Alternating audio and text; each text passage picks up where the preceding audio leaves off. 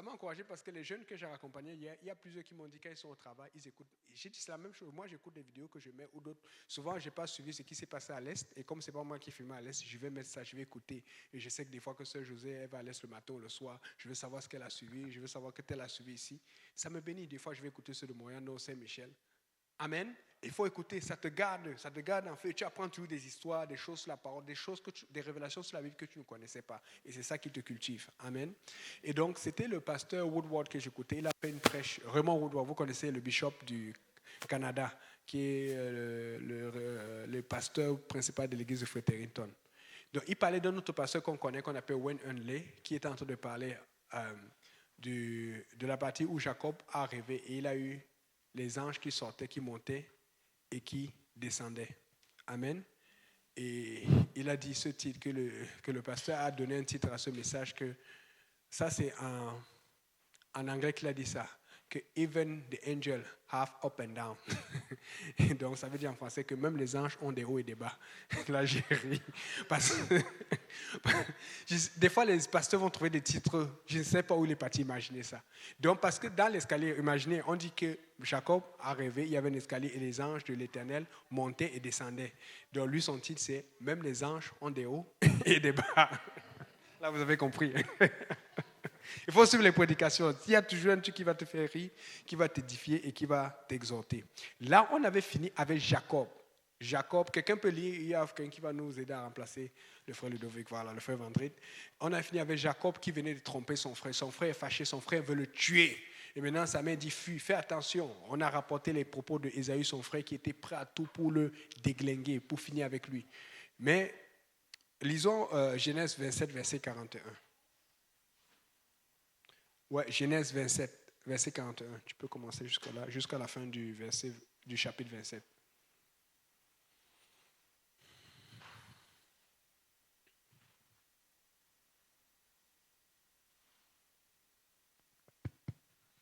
Ésaü conçut de la haine contre Jacob à cause de la bénédiction dont son père l'avait béni.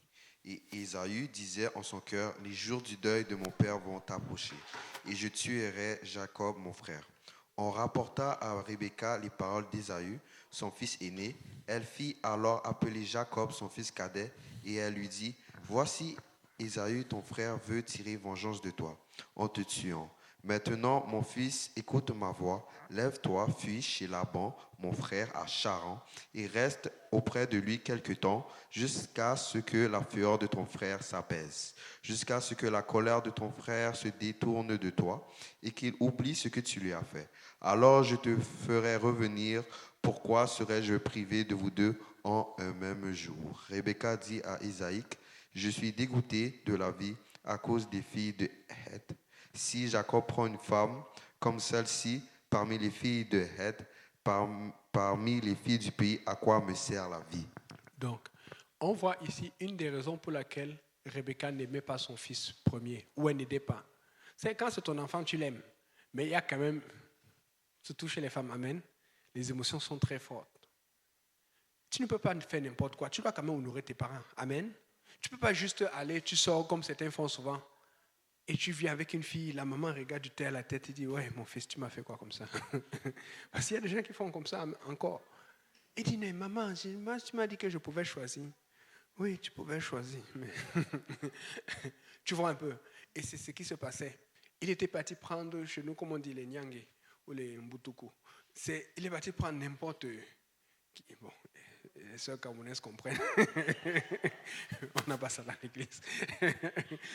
Donc, il est parti prendre des filles qui n'avaient pas les mêmes valeurs que sa maman, qui ne cuisinaient pas, qui étaient comme, oh non, c'est l'égalité homme-femme. On n'a pas dit. La Bible dit que Dieu honore l'homme et la femme. Amen. Et j'avais oublié d'expliquer ça à l'église hier. Parce que quand on sera au ciel, nous aurons tous des robes blanches. Amen. Mais les gens, est-ce que vous avez compris pourquoi on aura tous des robes blanches? Que ce soit les hommes comme les femmes. C'est parce que Dieu ne fait acception de personne. Donc, un homme, c'est un homme, une femme, c'est une femme. Il n'y a pas un qui est plus grand que l'autre. Mais ce que Dieu nous a fait comprendre, c'est qu'il a donné un rôle à chacun. Et souvent, les gens voient que la femme, son rôle dans la soumission, c'est le plus difficile. Hey, Une femme qui ne travaille pas, ce n'est pas un problème. Regarde la Bible. Un homme qui ne travaille pas, c'est un gros problème. C'est pour ça que c'est l'homme qui a le dernier mot. C'est-à-dire que la femme va donner son avis. Oh, je ne suis pas d'accord, mais celui qui va donner le dernier mot, c'est l'homme. Mais l'homme qui ne travaille pas, c'est n'importe quoi. Je ne suis pas dit que c'est justifié. Dans l'église, ça ne marche pas. Mais tu vas voir d'ailleurs, un homme va sortir avec 2 femmes, 3. Il y a même un juif qu'on a sauvé d'un sauvetage aujourd'hui. Il était polygame. Il est chanceux parce qu'il avait. Amen, parmi les gens qui étaient en otage en Gaza, je pense que c'est aujourd'hui, il y a un qu'on a sauvé, un bédouin. Il était polygame. Ces 2 femmes étaient contentes, mais bon, je ne sais pas comment il fait. Mais une femme qui a 2 hommes autour, ça ne marche pas. Parce que la façon dont Dieu a fait les choses, c'est tordu. Amen. Mais on sait que c'est un homme, une femme. Amen. Donc, fait que maintenant, le diable essaie de nous apporter le fait que non, la femme est abusée, l'homme aussi est abusé. Les 2 agissent mal. Voilà pourquoi dans l'église, il faut bien agir. Amen. Alors, c'est à chacun de voir son rôle que Dieu lui a donné, à l'homme de connaître son rôle, à la femme de connaître son rôle. Et tu vas voir, si la femme fait bien son rôle, elle aura même plus de choses que l'homme. Ce n'est pas parce qu'il est homme qu'il va avoir plus de trucs. Je vous ai toujours dit, il y a des sœurs à l'Est, des sœurs à Saint-Laurent, des sœurs que leur ministère, c'est l'intercession, la prière. À cause de l'intercession, des gros gouffres sont ouverts, des grosses portes sont ouvertes. Vous pensez que Dieu ne va pas récompenser cela? Vous pouvez arriver au ciel. Vous voyez moi, le pasteur, grand pasteur Kauzi, derrière, pas avec grand chose, mais vous voyez telle sœur qui avec plein de choses. Elle était là et priait pour des choses. Elle n'avait pas ce qu'elle demandait. Mais Dieu tenait ses prières, utilisait ça pour bénir l'église et pour faire le réveil. Vous serez surpris. Donc, tout le monde aura des robes blanches parce que Dieu va honorer chacun selon ce qu'il a fait. Voilà pourquoi on dit chacun aura son œuvre. Mais c'est ici que le diable arrive à attirer notre attention que, oh non, la femme est comme ça, l'homme est comme ça. Non. Respectez le rôle que Dieu vous a donné. Voilà pourquoi on dit toujours, agis, réponds sagement. Et après, quand tu vois que c'est ce que Dieu a dit, laisse seulement, tu laisses Dieu faire le reste. Amen. Fais ce que Dieu t'a donné. Obéis, fais ton rôle. Donc, mais là, il est tombé sur des femmes qui, elles étaient, comment on dit, pas toutes, mais super occidentales. Elles n'étaient pas, comment on dit, traditionnelles. Et ça cassait la tête de sa mère. Ça cassait la tranquillité de sa mère. Et parce que les mamans, elles aiment l'interaction. Je vais aller voir mon fils, je vais aller voir ma belle-fille, je vais aller voir. Mais elle n'arrivait pas parce qu'elle arrivait. Mais tu vas où? Il est fatigué, il dort. Chez nous, quand la maman arrive, la mère, tu es là. Oh, attends, je vais aller le réveiller et tout. Mais il n'y avait pas ça. C'est comme, tu n'as même pas appelé. Et à cause de cela, elle a dit, elle s'était juré que ce que j'ai subi avec mon premier fils, je ne vais jamais subir ça avec le deuxième. Donc lui-même s'était joué dans la tête. Donc des fois, les petites choses que tu fais ou que tu ne fais pas, ça peut jouer en ta défaveur. Voilà pourquoi on dit, faites ce qui est bien. Ce n'est pas parce que ce n'est pas péché que tu peux le faire. Ayez un bon témoignage. Amen. C'est ça. Et puis, là alors, on continue. Il dit, pourquoi je serais privé de vous 2 en un même jour? À quoi me sert la vie? Parce que c'était très important. Maintenant, est-ce que tu peux lire Genèse 28? Oui, à partir du verset 1.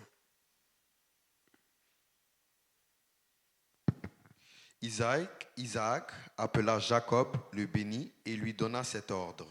Tu ne prendras pas une femme parmi les filles de Canaan. Lève-toi, va à Padan Aram, à la maison de Bethuel, père de ta mère, et prends-y une femme d'entre les filles de Laban, frère de ta mère. Que le Dieu Tout-Puissant te bénisse, te rende fécond et te multiplie, afin que tu deviennes une multitude de peuples.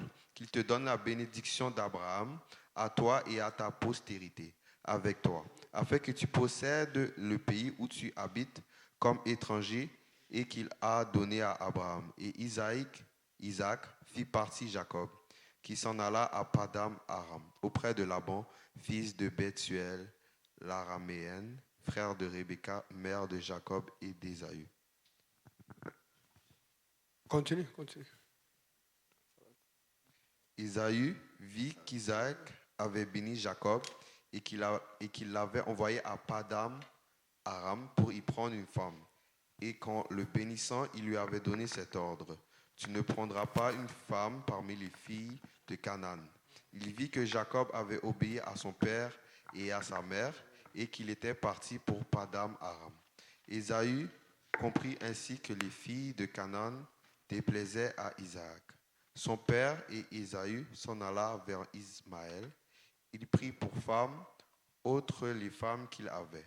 Mahalat, fille d'Ismaël, fils d'Abraham et sœur de Nébajot.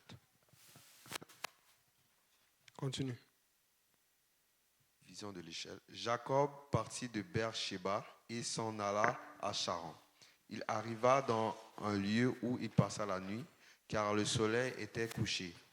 Il y prit une pierre dont il fit son chevet, et il se coucha dans ce lieu-là. Il eut un songe. Et voici, une échelle était appuyée sur la terre, et son sommet touchait au ciel. Et voici, les anges de Dieu montaient et descendaient par cette échelle. Et voici, l'Éternel se tenait au-dessus d'elle. Et il dit, je suis l'Éternel, le Dieu d'Abraham, ton père, et le Dieu d'Isaac. La terre sur laquelle tu es couché, je la donnerai à toi et à ta postérité. Ta postérité sera comme la poussière de la terre. Tu t'étendras à l'Occident et à l'Orient, au septentrion et au Midi. Et toutes les familles de la terre seront bénies en toi et en ta postérité. Voici, je suis avec toi, je te garderai partout où tu iras, et je te ramènerai dans ce pays, car je ne t'abandonnerai point, et que je n'ai exécuté ce que je te dis. Jacob s'éveilla de son sommeil, et il dit, certainement, l'Éternel est en ce lieu, et moi, je ne le savais pas. Il eut peur, et il dit que ce lieu est redoutable, c'est ici la maison de Dieu. C'est ici la porte des cieux. Et Jacob se leva de bon matin. Il prit la pierre dont il avait fait son chevet. Il la dressa pour monument et il versa de l'huile sur son sommet. Il donna à ce lieu le nom de Bethel, mais la ville s'appelait auparavant Luz. Jacob fit un vœu en disant, si Dieu est avec moi et me garde pendant ce voyage que je fais, s'il me donne du pain à manger et des habits pour me vêtir, et si je retourne en paix à la maison de mon père, alors l'Éternel sera mon Dieu. Cette pierre que j'ai dressée pour monument sera la maison de Dieu, et je te donnerai la dîme de tout ce que tu me donneras. Amen. Ok, j'ai fait une longue lecture parce que je veux avancer, je veux qu'on finisse ce chapitre-là et qu'on avance à l'autre. Il y a beaucoup de choses à voir. Première chose, vous voyez, Ésaü voit que les filles ne plaisaient pas à son père. Ça veut dire qu'il faisait des choses sans même consulter la famille. Il faisait juste ce qu'il voulait. Comment c'est le jour où tu vois qu'on te dit ne fais pas telle chose, ou qu'on dit à Jacob, parce que ce qu'il a fait remarquer, c'est parce qu'on a dit à Jacob, va épouser les filles d'ailleurs. Parce qu'il regardait, mais pourquoi il n'épouse pas? Ce qui veut dire que probablement on ne lui parlait pas parce qu'on avait peur de le perdre. Si c'est dans cette situation que tu es dans l'église, tu es dans la mauvaise situation. Si on ne peut pas te dire que tu as mal fait, tu es mal. Parce que c'est quand on te dit que tu as mal fait que tu peux grandir. Il faut que tu sois reprochable. Il faut que tu sois critiquable. Et je vous dis, on a des gens dans l'église, pas ici, qu'on ne peut pas parler. Dès que tu... Juste la façon de faire, tu voulais dire... Ah, ok, tu voulais me bénir. Ok, merci, je reçois. Non, ne fais pas ça. Mais c'est ce que tu vois avec Ésaü. Et maintenant, quand il voit cela, la preuve, puisque quand il voit que son père n'aime pas ce genre de femme, la Bible dit qu'il est parti prendre d'autres Étienne, dont des gens qui étaient pires. Donc pour dire, ok, vous avez souffert avec les autres femmes, là je vais en prendre d'autres. Il se retrouve avec 3 ou 4 femmes. Déjà la polygamie, qui est un problème. Plus de problèmes. Déjà dans un mariage avec une personne, même un mariage apostolique qui a les problèmes, mais ce sont les bons problèmes. Jésus règle les problèmes. Amen. Imagine avec 2, 3, 4. Amen. Et donc, là, il fait cela, on le laisse, on dit qu'il n'y avait plus rien à faire avec lui. C'est parce que quand tu te maries, c'est pour l'éternité. Il faut que tu prennes responsabilité. Donc, Dieu ne peut même plus t'utiliser parce que, justement, ça justifiait pourquoi Dieu a permis que ce soit Jacob qui soit l'héritier. Parce que ces femmes allaient dépenser cet héritage. Oh, Dieu sait ce qu'il fait. Parce que l'héritage ne va pas juste avec le droit de naissance, l'héritage va avec la responsabilité. Il fallait gérer la souffrance de son père, les efforts de son père, les économies de son père et de la famille. Dieu ne veut pas mettre ça entre les mains de n'importe qui. Et on comprend pourquoi il n'avait pas été béni, parce qu'il était négligent. Ne sois pas négligent dans la maison de Dieu. Et là maintenant, il arrive. Et ce que j'aime sur Dieu, c'est que Dieu a protégé Jacob tout ce temps. Mais Dieu n'a pas protégé Jacob pour donner un passe-droit à Jacob. Dieu a protégé Jacob pour l'attirer, pour dire, ok, viens ici, maintenant moi je vais te traiter. Tu ne vas pas parce que Dieu te protège qu'il est d'accord avec toi. Dieu est juste, il est bon, mais il ne laisse pas passer certaines choses. Et la Bible dit que Jacob maintenant se retrouve seul. Première chose, il voit une pierre. Il a lu ça tout à l'heure. Et il dort. Première chose, l'inconfort. Il avait l'habitude de dormir sur les thés d'oreiller. Je ne sais pas s'il utilisait les peaux d'animaux, parce que dans le temps, c'est les peaux d'animaux qu'on utilisait pour faire le coton, plein de choses. Donc, c'était dans la douceur. Mais sûrement, Ésaü connaissait ça, parce qu'Ésaü, c'était un habile chasseur, donc il connaissait la vie dure. Amen. Mais lui, il a connu plutôt le contraire, il a connu la vie douce. Mais Dieu voulait ça parce qu'il était au pied de sa mère, il était au pied de son père, et il pouvait connaître c'était quoi les valeurs de la famille. Dieu veut que tu apprennes d'abord, avant de regarder le talent. Obéis d'abord. Amen. Et par la suite, maintenant, il dort. Ce n'est pas écrit dans la Bible, mais je suis sûr que quand il a dormi, quand il s'est réveillé, il y avait les traces de la pierre sur lui. Parce que lui, quand il dormait, il dormait. Il était fatigué, il fuyait. Et sûrement parce qu'il avait peur. Et il connaissait son père et son frère. Il dit, le gars là peut me suivre. Il a dû fuir, étant épuisé. Il a pris un cheval. Il était tellement fatigué qu'il n'avait pas le temps de trouver des feuilles. Il a juste pris, il a mis la tête dessus parce qu'il fallait un thé d'oreiller. Il est parti. Mais c'est quand il dort qu'il rêve. Ce genre de rêve qu'il n'avait jamais eu. Parce que justement, quand il était dans la maison du Père, il était trop à l'aise. Ça, c'est aussi un autre enseignement. Quand tu es à l'église, tu ne peux pas juste rester à l'église. Tu dois évangéliser. Il faut que tu sois inconfortable. Il faut que tu es à l'extérieur. C'est dans les... Vous voyez les miracles, les vrais miracles. Regardez les miracles de Jésus. Ce n'était pas dans la synagogue. Peut-être un miracle dans la synagogue, c'est que le jour du sabbat. Justement, c'était problématique pour les Juifs. Parce que quelqu'un était venu, il voulait, et Jésus même doit se justifier.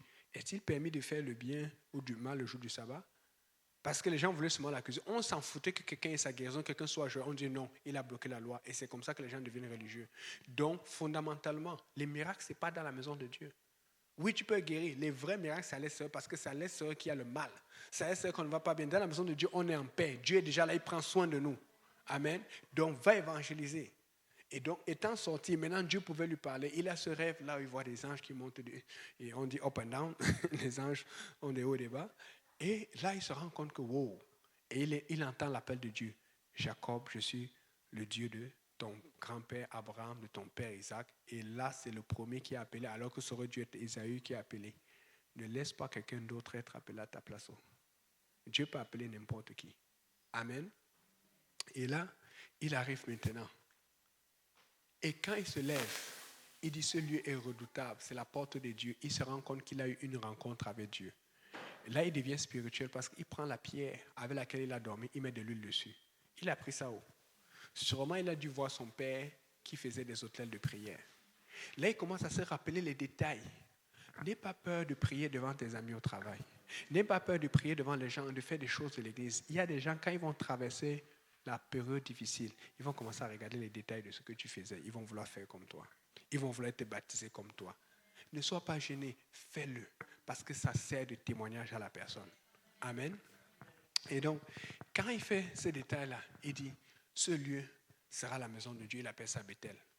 La maison de Dieu, ça prenait un hôtel, quelque chose de grand, mais il a fait selon son cœur. Dieu n'est pas contre selon ton cœur, mais éventuellement, Dieu va t'amener plus loin. Dieu voulait l'amener plus loin. Parce qu'on voit qu'il a encore dû rencontrer Dieu plus tard. Parce que là où il est arrivé, là où il était, quand il a fait cet hôtel, il pensait que c'était bien. Dieu a accepté. Et c'est le problème des gens qui ne grandissent pas. Parce que Dieu a accepté, là où ton cœur était sincère, tu penses que c'est là où tu vas rester. Non, Dieu veut que tu ailles plus loin. Et c'est pour ça qu'on a beaucoup d'églises évangéliques qui ne grandissent jamais. Parce qu'honnêtement, ils ont une vraie rencontre avec Dieu. Ils ont une réelle rencontre. Parce que si Dieu ne te prouve pas qu'il est Dieu, qu'il t'a vraiment touché, comment tu vois quoi qu'il est Dieu? Donc Dieu touche réellement dans les églises. Mais le problème, c'est qu'il refuse d'aller plus loin. Et tu ne vas pas avoir la grande bénédiction. Et c'est toi qui vas passer en jugement et qui vas devoir expliquer pourquoi tu n'es pas allé plus loin. Amen. Et donc maintenant, là, l'autre chose, rappelez-vous, là, il se rend compte qu'il a rencontré Dieu. Et tout ce qu'il fait, ce n'est pas Dieu qui lui a dit, ce sont les choses qu'il voyait son père faire. Et la prochaine chose qu'il fait après l'autel et l'huile, c'est de dire, tout ce que Dieu va me donner, je vais lui donner la dîme de tout. Vous pensez qu'il fait ça pourquoi? Sûrement parce que quand il observait son père, il dit, mince, pourquoi tout le temps là, il a beaucoup, il prend 10%, il prend le premier-né, il va brûler, il va chauffer, il donne ça à Dieu. Il dit, mais ça c'est le gaspillage. Là, il commence à dire, ah, donc c'est pour ça que mon père était béni. Parce qu'il voyait ça quelqu'un faire. Si quelqu'un ne te voit pas payer la dîme, ou sacrifier à l'église, comment lui aussi va faire plus tard? Si quelqu'un ne te voit pas travailler, souffrir pour Dieu, comment lui va faire? Il y a des gens qui sont plus zélés pour Dieu aujourd'hui parce qu'ils ont vu des gens zélés au départ. Il faut que tu fasses pour montrer l'exemple. Et là aussi, commence à faire. Et il dit, je donnerai la dîme de tout. Il ne dit pas d'une partie, il dit de tout. Parce qu'il se rend compte que c'est comme ça que mon Père était béni. Et il dit, Seigneur, si tu me protèges dans ce voyage, si tu prends soin de moi, si tu me donnes à manger. Parce que là, maintenant, il était dans le désert, il a fui. Peut-être que ce que sa mère a mis dans la poche, comme lui mangeait, il prenait, peut-être qu'il a tout mangé. Je ne sais pas si c'était le ndolé, le kwakoukou, le riz collé, le griot, mais c'est fini. Dans le désert, ça va vite. Il dit, hey, je vais manger quoi demain? Il se rend compte que j'ai besoin de Dieu. Parce qu'avant, il avait faim, il allait à la cuisine. Maman, j'ai faim. Papa, j'ai faim. Il dit, hey, donc ici, il faut travailler, il faut se battre, il faut compter sur Dieu. Le décor change, les choses changent, les paramètres changent, la situation change, mais Dieu ne change pas. Amen. Donc, là, on va encore lire. Là, maintenant, on entre dans les choses intéressantes. Genèse 29, à partir du verset 1. C'est aussi une longue lecture encore, jusqu'au verset 14, 1 à 14. Jacob se mit en marche et s'en alla au pays des fils de l'Orient. Il regarda, et voici, il y avait un puits dans les champs, et voici, il y avait à côté 3 troupeaux de brebis qui se reposaient, car c'était à ce puits qu'on abreuvait les troupeaux. Et la pierre sur l'ouverture du puits était grande.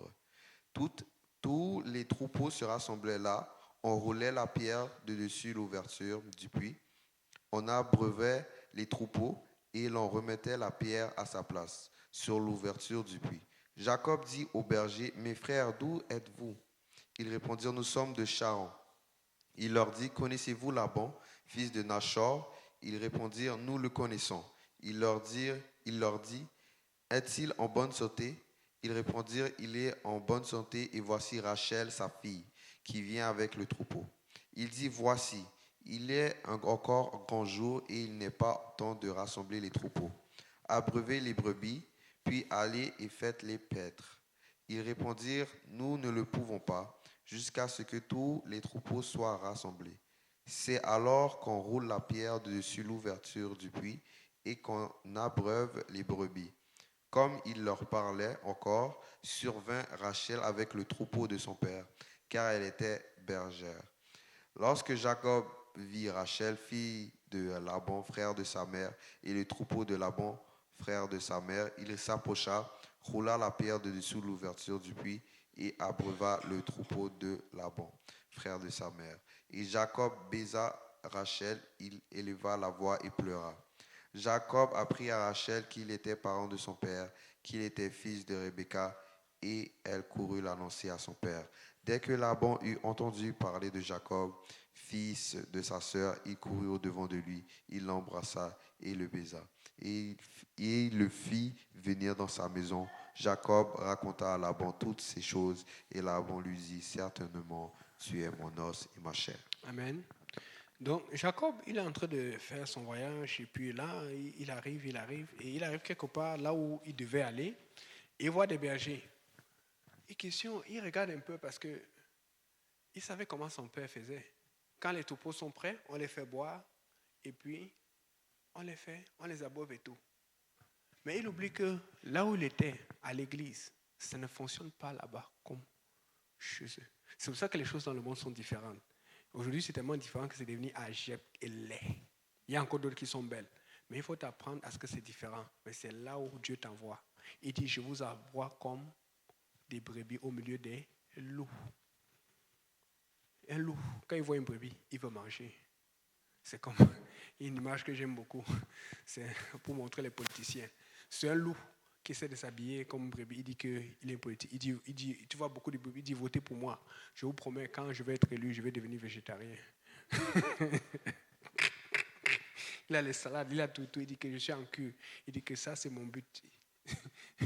Donc, quel est le pouvoir? Et tu vois que le pouvoir, c'est déjà, il va avoir tous les étapes, le contrôle de tout, là où les brebis vont venir. Et il est sérieux.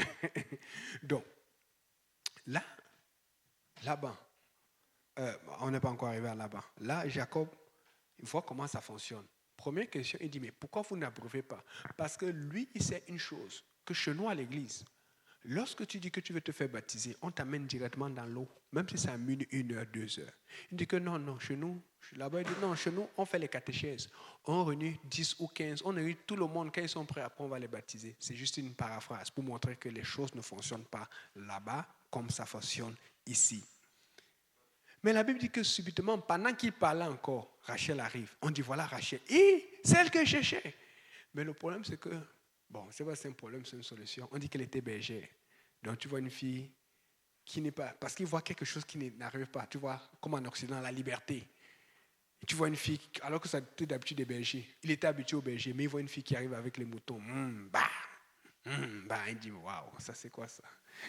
Il commence à s'arranger. La Bible dit quand il voit ça, il ne dit même pas bon, il va d'abord brûler la pierre.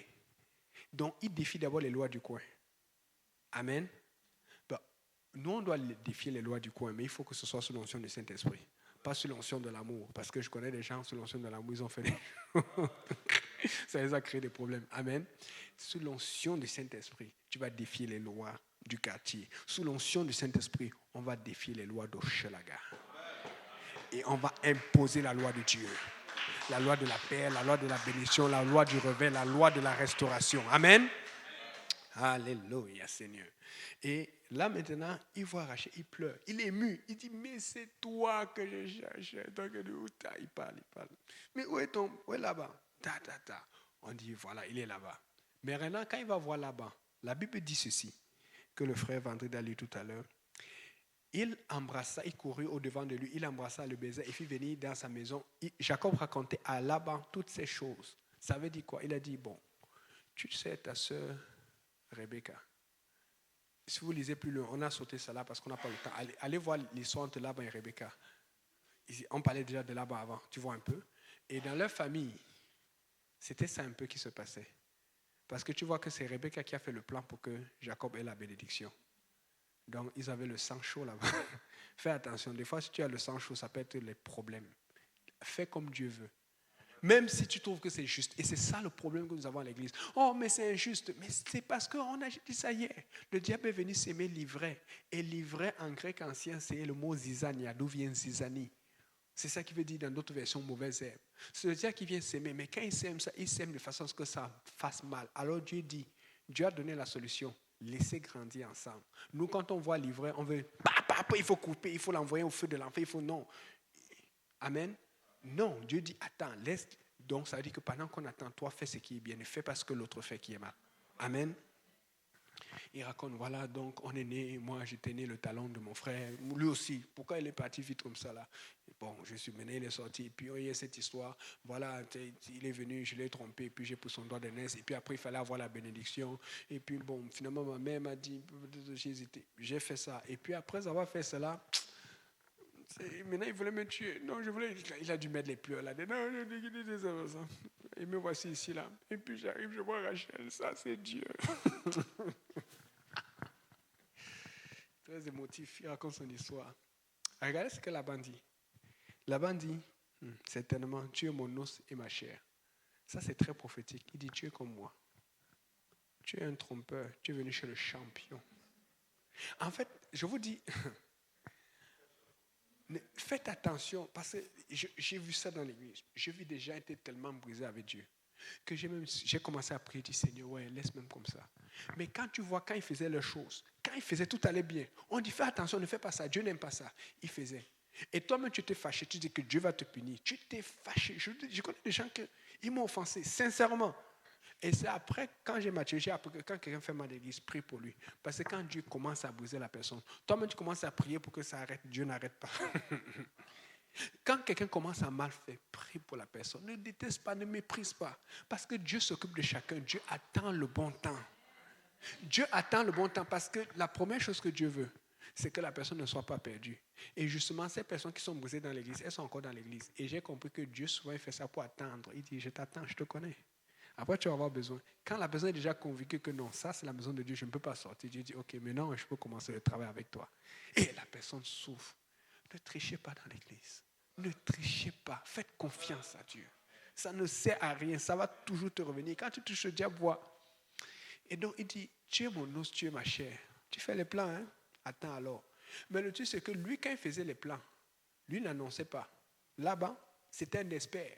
C'était le chef de famille chez les Rebecca. Donc, il est venu trouver l'expert. Donc, toi, tu faisais tes plans parce que tu avais ce sang-là. Tu trompais ton frère. Dieu a dit, OK, peut-être quand tu fais ça, tu ne sais pas ce que ça fait aux autres. Je vais t'envoyer là où quelqu'un fait ça. Tu vas sentir ce que ça fait aux autres. N'as pas remarqué qu'il y a des choses que tu as fait et puis tu es passé par là, tu dis, ça fait mal, hein? Ça fait mal. Je ne sais pas si je dois raconter cela.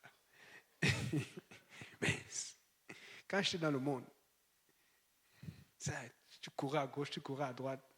Ici, là, le yo et tout ça là. Et puis les femmes. Mais un jour, je suis tombé sur une que je disais que, et tout ça là. Elle s'est fâchée contre moi. Elle a fait mon numéro. Un jour, je l'ai appelée. Elle m'a raccroché au nez. Ça m'a chauffé. Ça, c'est le monde. C'est fini. Et j'ai dit, mais moi là, elle me fait ça. Mais ça m'a chauffé, je vous le dis. Et j'ai compris que non, il faut faire attention. Quand tu fais mal aux gens, et ça m'a appris la sagesse dans l'église, parce que des fois, il faut faire attention. Comment tu parles aux gens? Ce n'est pas parce que tu es peut-être talentueux ou tu es bien, tout que tu peux te... Non, c'est la maison de Dieu. Et c'est pour ça que vous allez voir des fois, quand tu es très en vue, Dieu va faire ce que tu sois le plus brisé. Quand tu es très en vue, Dieu va faire ce que c'est toi qui adore plus. Quand tu es très en vue, Dieu va faire ce que c'est toi qui donne plus. Pour qu'on voit que non, il est brisé. Mais il y a des gens qui sont très en vue, ils vont utiliser ça pour se lever dans l'église. Tu ne peux pas te lever dans la maison de Dieu. Le seul qui s'élève dans sa maison, c'est Dieu. Dès que tu commences à t'élever, Dieu dit, ah bon, hein? Dès que tu commences à t'élever, c'est là où Dieu dit, ok, il y a quelqu'un qu'il faut rabaisser. Donc, quand tu vois, et quand on parle de très envie, tu peux savoir, des fois, c'est un talent, c'est une attitude, une facilité à parler, une facilité à faire certaines choses. Rabaisse-toi avant que Dieu ne te rabaisse. Sinon, tu vas voir. C'est la maison de Dieu. On ne rit pas avec lui. C'est sa maison. Regarde, quand il dit, c'est la maison de Dieu. Alléluia. Et donc, on va finir avec cela. Là, maintenant, ça, je vais le lire. Parce que Jacob, la Bible dit que Jacob demeura 1 mois chez Laban. 1 mois, 30 jours. 30 jours. Tu es venu à l'église 30 jours. Tu t'es baptisé le 1er août, disons. Et le 31, tu arrives, tu dis, Laban dit à Jacob, c'est Laban, hein? Après 30 jours. Ça montre que c'était un esprit, il était patient. Il n'est pas venu voir le lendemain. Laban est fort. Il avait remarqué des choses. Dieu va t'envoyer chez le fort. Ne fais pas le fort avec Dieu. Dis, Seigneur, brise-moi. Mets-moi. Parce que ça va lui coûter 20 ans là-dedans. Et là, Jacob, là, quand vient dire, mais parce que tu es mon parent, mais c'est là, tu pour rien. De il a entendu dire, je vais être juste avec toi. Il faut que je donne un salaire. Mais en fait, il voulait donner un salaire, mais son salaire, lui. Donc, il anticipe pour que lui ne vienne pas dire que non, j'ai travaillé pour toi. Non, non, il dit non, ça ne marche pas comme ça. Il faut que je te paye. Mais il ne savait pas comment il allait le payer. Et dis-moi quel est ton salaire. Il dit, c'est quoi que tu veux? Qu'est-ce qui t'intéresse ici, là? Là, quand on voulait savoir, c'était quoi?